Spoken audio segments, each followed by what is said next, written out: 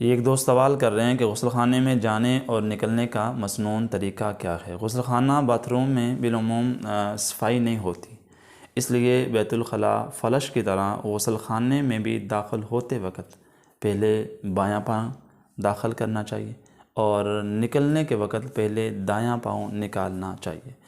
غسل خانے میں جانے سے پہلے بسم اللہ پڑھنا یہ مسنون عمل ہے، بسم اللہ پڑھ لینی چاہیے۔ غسل خانے سے فارغ ہونے کے بعد غسل کرنے کے بعد ہمیں وضو والی دعا پڑھ لینی چاہیے، مگر غسل خانے میں داخل ہونے سے پہلے بسم اللہ پڑھنا مسنون عمل ہے۔ داخل ہونے کے بعد غسل خانے میں کھڑے ہو کر بسم اللہ پڑھیں، یہ مسنون عمل نہیں، ٹھیک ہے۔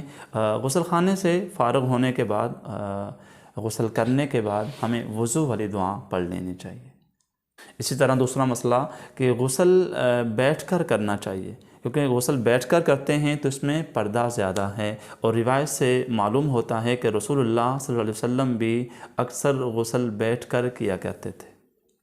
تیسرا مسئلہ یہ ہے کہ جو لوگ غسل کرتے وقت کلمہ طیبہ وغیرہ پڑھتے رہتے ہیں، یہ ناجائز اور خلاف ادب ہے۔ ایسے وقت میں کلمہ طیبہ دعائیں وغیرہ نہیں پڑھنی چاہیے۔ اگر بدن پر کوئی کپڑا وغیرہ نہ ہو، یعنی کہ انسان ننگا ہو، تو ننگے ہونے کی حالت میں کوئی دعا پڑھنا، کلمہ پڑھنا، درود شریف پڑھنا یہ بالکل جائز نہیں۔ کیوں؟ اللہ تعالیٰ شرم کرنے والے اور پردہ کرنے والے کو پسند کرتا ہے، لہذا جب تم بھی غسل کرو تو ضرور پردہ کرو۔ ایسی حالت میں صرف خاموش رہنے کا حکم ہے۔ اگر بات کرنی ہے، کوئی ضرورت ہے، تو اس ضرورت کی بنا پر آپ اپنی بات کر سکتے ہیں، لیکن ایسی حالت میں خاموش رہنا زیادہ بہتر ہے۔ یہاں ایک اور مسئلہ بھی خدمت میں عرض کرتا چلیں۔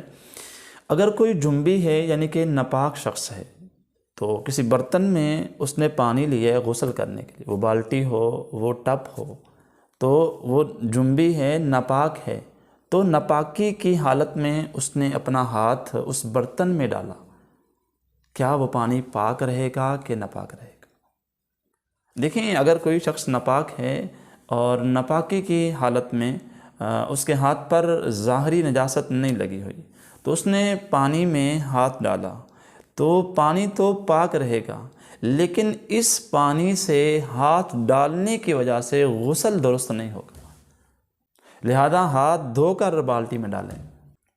یہاں پر دیکھنا یہ ہے کہ البتہ اگر بغیر ہاتھ ڈالے، یعنی کہ مجبوری ہے، کوئی ڈبہ نہیں ہے، کوئی چیز نہیں ہے جس سے پانی لے اور اپنے ہاتھوں کو دھو لے، اگر کوئی چیز بھی اس کے پاس نہیں ہے نا، تو مجبوری کی بنا پر اس نے ہاتھ ڈالا ہے، تو اس وجہ سے یہ پانی مستعمل شمار نہ ہوگا۔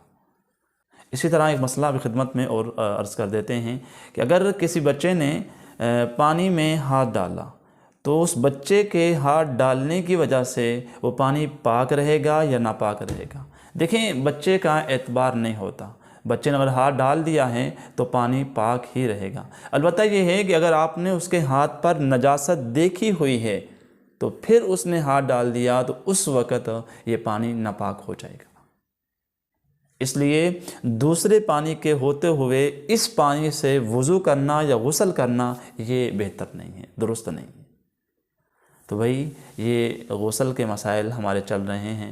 اللہ تعالیٰ مجھے اور آپ کو ان مسائل کو سمجھ کر اپنی عملی زندگی میں لانے والا بنائے، اس لیے کہ یہ ایک بنیادی چیز ہے، اور ہماری دعائیں، ہماری نمازیں، ہمارے ذکر و اذکار جو مقبولیت کے مقام تک پہنچتے ہیں، اس کی سب سے بڑی وجہ یہ ہے، اگر ہم اس بنیادی مسائل میں اپنی اچھی گرفت کر لیتے ہیں تو ہم اس مقام پر پہنچ سکتے ہیں۔ اللہ تعالیٰ مجھے اور آپ کو ان مسائل کو غور و فکر کرنے کے بعد اس پر عمل کرنے کی توفیق عطا فرمائے۔